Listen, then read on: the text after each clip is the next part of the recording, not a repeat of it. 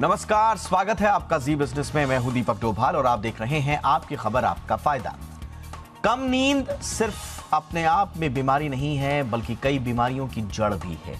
अक्सर इसकी अनदेखी किसी बड़ी बीमारी की वजह बन जाती है। मानसिक परेशानी तो आम बात है, मगर इससे हमारा समाज बीमारी मानता ही नहीं है। कम नींद से दिमाग के साथ साथ दिल भी कमजोर पड़ने लगता है। डायबिटीज, ओबेसिटी और थायराइड सहित कई समस्याएं बढ़ जाती हैं। आज के शो में हम जानेंगे कि कैसे नींद नहीं आने या कमजोर नींद का इलाज किया जाए। क्या स्लीप लैब्स की मदद लेना फायदेमंद रहेगा? लेकिन चर्चा शुरू करने से पहले देखते हैं ये रिपोर्ट। लौट रहे हैं खास मेहमानों के साथ।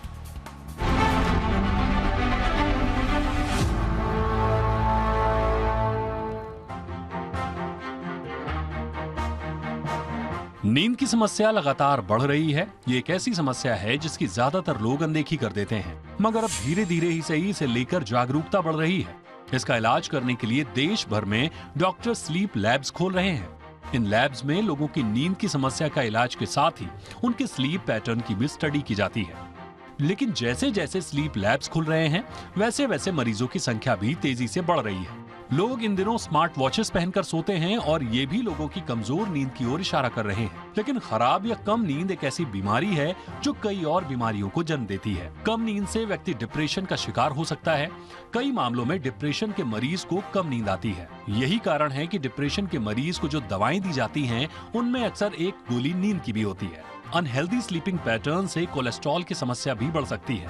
आमतौर पर यह बीमारी दूसरे कारणों से होती है और कम नींद इन्हें बढ़ाने का काम करती है। हार्वर्ड हेल्थ जर्नल की एक रिपोर्ट के मुताबिक जिन पुरुषों ने 6 घंटे से कम नींद ली, उनमें एलडीएल कोलेस्ट्रॉल यानी बैड कोलेस्ट्रॉल बढ़ जाता है। हालांकि इस एक्सपेरिमेंट में शामिल महिलाओं में समान नींद के घंटों के बावजूद खतरा कम दिखा। अमेरिका की centre for disease control and prevention यानी सीडीसी का कहना है कि कम नींद से डायबिटीज का खतरा भी बढ़ता है। सीडीसी के मुताबिक कम नींद या रात में बार बार नींद टूटने से शरीर में इंसुलिन रेजिस्टेंस बढ़ता है, जिससे ग्लूकोज लेवल बढ़ने लगता है। एक स्टडी में सामने आया है कि इंसोमेनिया से जूझ रहे लोगों में टाइप 2 डायबिटीज का खतरा दूसरों के मुकाबले ज्यादा होता है। कम नींद से आपकी आंखों को भी खतरा होता है। ग्लूकोमा और रोशनी कमजोर होने का खतरा बढ़ जाता है। लेकिन कितनी नींद आपके लिए पर्याप्त है, वो भी जानना जरूरी है। जानकारों के मुताबिक 1 से 2 साल के बच्चों को कम से कम 11 से 14 घंटे, 3 से 5 साल के बच्चों के लिए 10 से 13 घंटे, 6 से 12 साल के बच्चों को 9 से 12 घंटे, 13 से 18 साल के युवाओं को 8 से 10 घंटे और 19 से 60 साल तक के लोगों को कम से कम 7 घंटे की नींद लेना जरूरी होता है। जाहिर है, सेहत को दुरुस्त रखने के लिए नींद की पर्याप्त खुराक बेहद जरूरी होती है।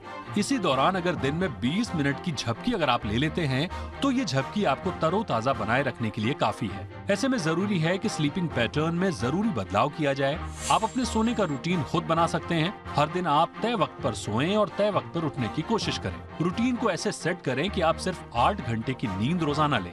बेड पर जाने से करीब 2 घंटे पहले तक हैवी मील्स लेने से बचें। शाम के वक्त कैफीन या अल्कोहल वाले ड्रिंक्स ना लें। बेड पर जाएं तो स्क्रीन से दूरी बनाएं। ब्यूरो रिपोर्ट, जी मीडिया।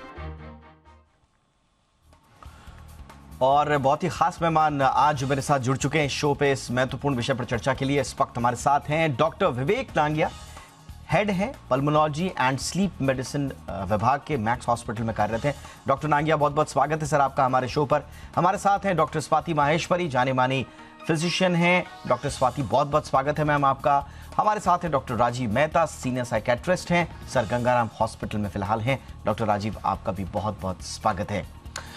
डॉक्टर नांगिया, मैं चर्चा की शुरुआत आपसे ही करना चाहूँगा। और कई वर्ष हो गए जब इंडिया में हमने अच्छे खासे स्लीप लैब्स भी तैयार कर लिए हैं। इनकी तादाद बढ़ भी रही है, इनमें आने वाले लोगों की तादाद भी बढ़ रही है।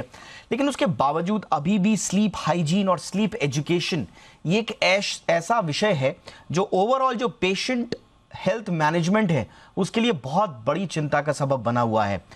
क्या है इस वक्त स्लीप को लेकर भारतीय परिप्रेक्ष्य में चिंताएं किन किन बातों को लेकर हैं, और क्या स्लीप हाइजीन और स्लीप एजुकेशन को लेकर हम जिस दिशा में जा रहे हैं, चाहे स्लीप लैब्स हैं, चाहे जागरूकता है, क्या वो सही दिशा में जा पा रहे हैं सर हम? देखिए, जहां तक स्लीप डिसऑर्डर्स का कंसर्न है, हम लोगों को स्लीप के बारे में तो अपने वैदिक टाइम से मालूम है। अगर आप देखें तो रामायण में भी कुंभकर्ण का मेंशन है, उसमें भी कुंभकर्ण को एक बहुत मेजर स्लीप डिसऑर्डर था जिसमें वो कितने महीने तक सोते रहते थे और कितने महीने तक फिर जागते रहते थे। खाना, ओबेसिटी और सो जाना was a typical feature of Kumbhakarna also at that time. So मालूम तो हमें तब से है, किंतु अभी भी हम लोग की जो नॉलेज है, जो करंट नॉलेज है अबाउट स्लीप मेडिसिन, वो पिछले 30 या 40 सालों में ही इवॉल्व करी है। उसमें भी हम लोग इंडिया में काफी एडवांसमेंट्स हो गई हैं।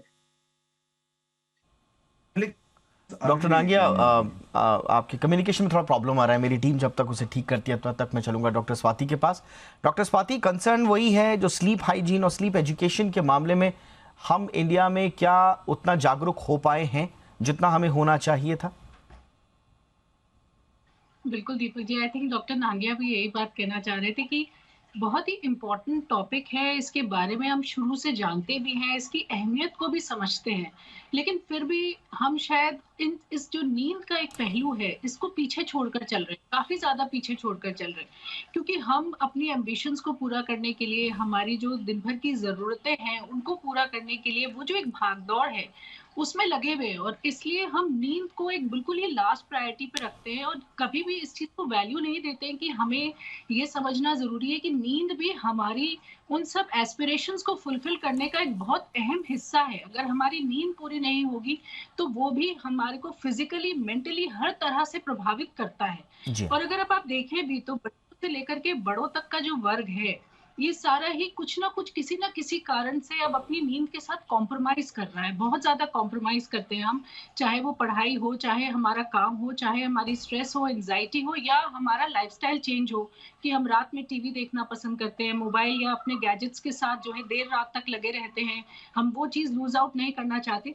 तो इन सब चीज़ों की वजह से धीरे-धीरे असर जो है वो हमारी सेहत पे ज़्यादा बुरा पड़ रहा है।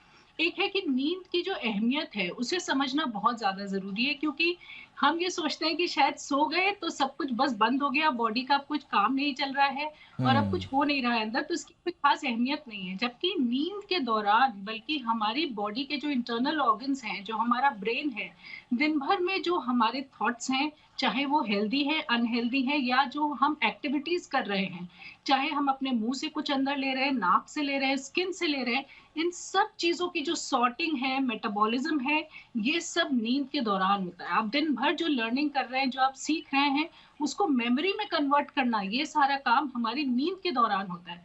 इसलिए जो नींद का जो पहलू है, वो बहुत ही इम्पोर्टेंट एब्सोल्युटली। पहलू है जो समझना।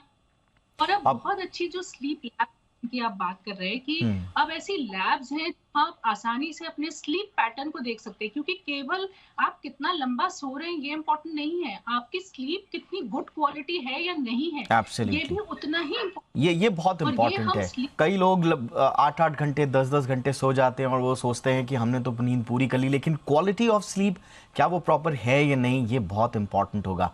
डॉक्टर राजीव, अब हम एक ऐसे समाज में इस वक्त रह रहे हैं जो बड़ा एस्पायरिंग समाज अब बन गया है। हम उभरती हुई अर्थव्यवस्था, इनफैक्ट देश में, दुनिया में सबसे तेजी से उभरती हुई अर्थव्यवस्थाओं में, और उसमें सबसे पहले अगर कोई चीज़ कॉम्प्रोमाइज़ होती है तो वो आपकी स्लीप। ना सिर्फ आपके कामकाज करने के तौर तरीके से, बल्कि आप कहेंगे कि एक सोसाइटल टेंडेंसी जो है हमारे यहाँ, वो ये बताती है कि जो ज़्यादा घंटे काम करते हैं वो ज़्यादा आगे बढ़ते हैं। हम अक्सर प्रधानमंत्री नरेंद्र मोदी का एग्जाम्पल देते हैं सबके सामने, भाई 18-18 घंटे काम करने वाले व्यक्ति हैं, तो बनो तो उनकी तरह बनो। हम कहीं आगे बढ़ने की होड़ में हमारे स्वास्थ्य का सबसे बड़ा पिलर जिसे कहा जाता है, क्यों इसे हम छोड़ते जा रहे हैं, और नींद को नजरअंदाज करने के एक आम आदमी के लिए खतरे क्या हो सकते हैं सर? वैसे तो डॉक्टर महेश्वरी ने बहुत अच्छी तरह से समझाया है। अब बेसिकली हम कहाँ से कहाँ आ गए हैं। पहले ये कहा जाता early to bed and early to rise makes a person healthy, wealthy and wise. अब ये कहा जाता है early to bed and early to rise the man doesn't have interest in his life oblique ambition oblique life. सही बात है। इस नींद की कमी की वजह से खतरे बहुत सारे हैं। नींद हमारे लिए बेसिकली बहुत ज़रूरी है। अब अगर हम एक देखें कि हमारे यहाँ फ्लड क्यों आते हैं, अर्थक्वेक क्यों आते हैं, अगर हम कहेंगे तो ये मैन मेड डिजास्टर्स हैं कि हम इकोसिस्टम को हिला देते हैं।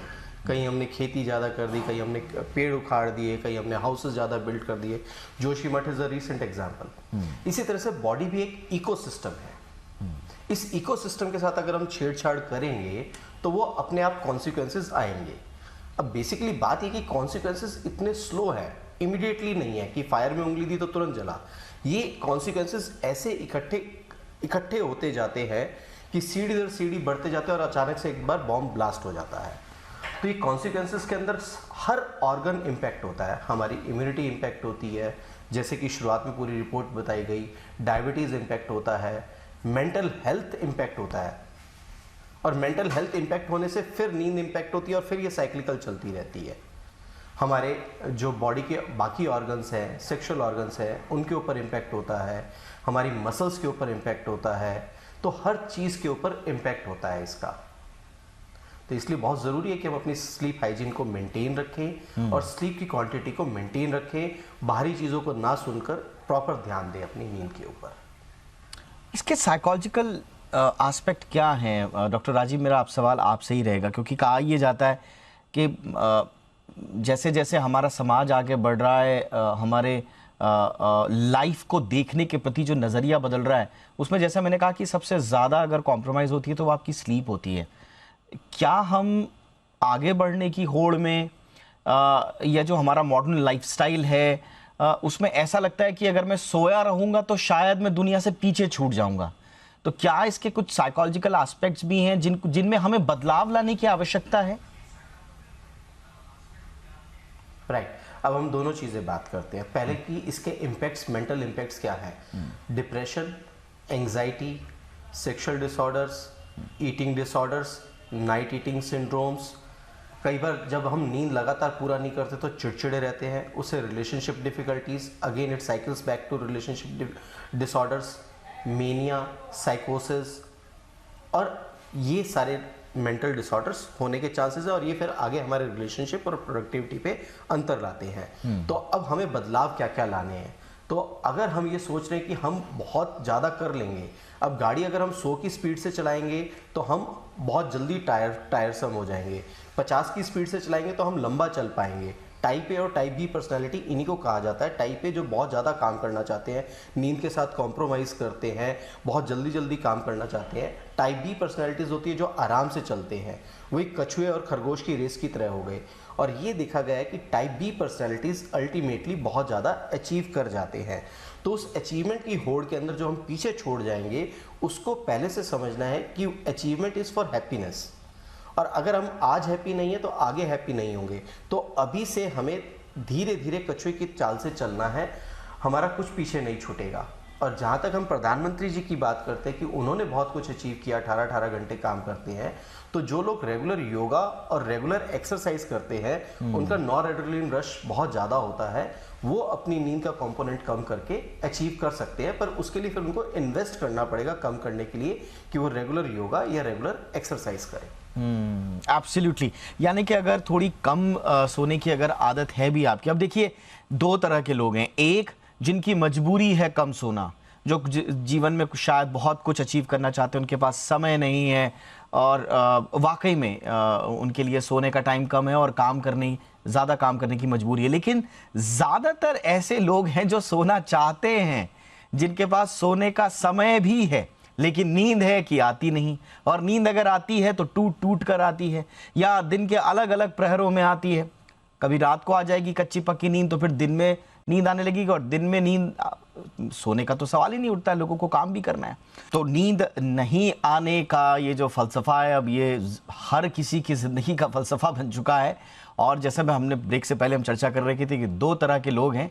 पहला, जिनके पास वाकई में समय नहीं है सोने का, उनके लिए तो खतरे हैं ही, कैसे उनको कॉम्पनसेट करना है नींद को, हम ये भी समझने की कोशिश कर रहे हैं। लेकिन ज़्यादातर लोग ऐसे हैं जिनके पास समय तो है लेकिन उन्हें नींद आती नहीं। और ये किस तरह के खतरे आपके जीवन में स्वास्थ्य को लेकर पैदा कर रहे हैं, इसी पर हम कर रहे हैं चर्चा खास मेहमानों के साथ। डॉक्टर आज्ञा, जो सेकंड कैटेगरी जिसकी हम बात कर रहे हैं कि समय है लेकिन नींद नहीं आती, नींद आती है तो एपनिया का शिकार होते हैं, टूट टूट कर नींद आती है, ऐसे लोगों की संख्या बढ़ रही है। ये स्वाभाविक है, क्योंकि जैसा हमने बताया कि जो स्लीप लैब्स हैं उनमें जो इस तरह के पेशेंट्स हैं उनकी तादाद लगातार बढ़ रही है। क्या आप इसका कारण मानते हैं और इस प्रॉब्लम से पार कैसे पाए सर?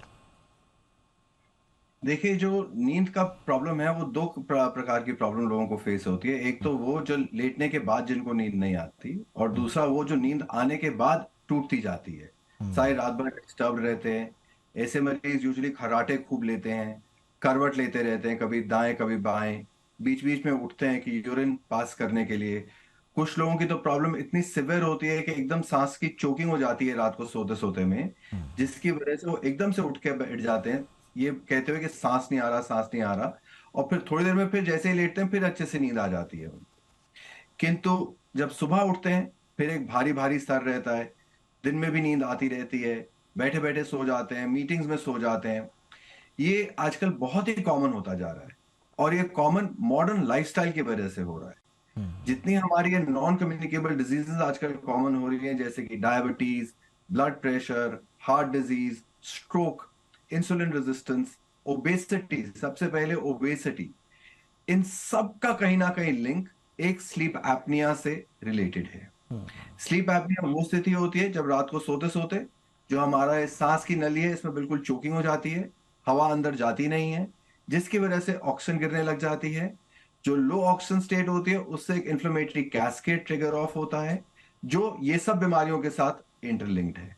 सो ये एक बहुत ही कॉमन प्रॉब्लम होती जा रही है। अडल्ट्स में तो ये सारे कारण हैं। बच्चों में जिनमें टॉन्सिल्स बड़े हैं, टंग बड़ी है, अंदर एडेनॉइड ग्लैंड्स होते हैं वो बड़े हुए होते हैं, उनकी वजह से एयर फ्लो को ऑब्स्ट्रक्शन होता है, जिसकी वजह से उनके शरीर के अंदर ऑक्सीजन एडिकेट नहीं जाती है रात को सोते में, और उनको भी दिन में कई तरह की प्रॉब्लम्स होती हैं। जो छोटे बच्चे बेड के अंदर यूरिन पास करते रहते हैं सुबह सोते वक्त, जब सुबह उठते हैं तो वो काफी इनफैक्ट हाइपर एक्टिव हो जाते हैं, एब्सोल्युटली एजिटेटेड रहते हैं, रेस्टलेस रहते हैं। सो उन सब में ये स्लीप एपनिया के लिए भी स्क्रीन करना बहुत ही इंपॉर्टेंट है। एब्सोल्युटली। तो ये वो खतरे हैं और ये वो साइन हैं जो आपको नींद की कमी की वजह से दिखाई देते हैं। डॉक्टर स्वाति, सवाल ये है कि किया क्या जाए? जैसा हमने कहा कि ज़्यादातर ये जो अभी रिसेंट स्टडीज़ हुई हैं उसमें ज़्यादातर कारण जो बताया गया है वो मोबाइल फ़ोन को एक बहुत बड़ा कारण बताया गया है। लोगों को अपने मोबाइल के साथ सोने की आदत है, मोबाइल फ़ोन की बेल से उठने की आदत है। आप मोबाइल सोते वक्त भी दूर नहीं रखना चाहते, स्थिति ये हो गई है। आप कंप्लीटली डिपेंडेंट हैं मोबाइल फ़ोन्स पर और उसकी वजह से आपका नींद का जो पैटर्न है वो पूरी तरह से प्रभावित हो रहा है। तो कैसे समझाएं लोगों को, कैसे जीवन में अनुशासन लेकर आएं मोबाइल फ़ोन्स को लेकर, अपने स्लीपिंग आदतों को लेकर? इसका कोई सॉल्यूशन है? सिर्फ काउंसलिंग ही है या कुछ और भी किया जा सकता है मैम? देखिए, सबसे ज़रूरी चीज़ तो काउंसलिंग ही है दीपक जी। मैं बोलूँगी कि जब तक हम उस चीज़ की अहमियत को नहीं समझेंगे, किसी के ऊपर भी हम चीज़ों को थोप करके नहीं करा सकते या ज़बरदस्ती नहीं करा सकते। तो जब तक कि चाहे वो बच्चे हैं, चाहे बड़े हैं, जब तक हम इस चीज़ को नहीं समझेंगे कि हमारी ग्रोथ के लिए, हमारी मेमोरी के लिए, हमारे अच्छे डिसीजंस लाइफ में लेने के लिए, हमारे प्रोडक्टिव होने के लिए, इन सब चीज़ों के लिए नींद एक बहुत ज़रूरी चीज़ है, तब तक हम उसको अहमियत कभी नहीं देंगे और थोपी भी चीज़ कभी भी नहीं चल पाएगी। लेकिन एक चीज़ बहुत ज़रूरी समझने की है, जो आपने बहुत शुरू में वर्ड यूज़ किया, स्लीप हाइजीन, यानी कि क्या सही तरीका है सोने के वक़्त, हमें किन चीज़ों का ध्यान रखना चाहिए ताकि हमें एक अच्छी नींद आ पाए।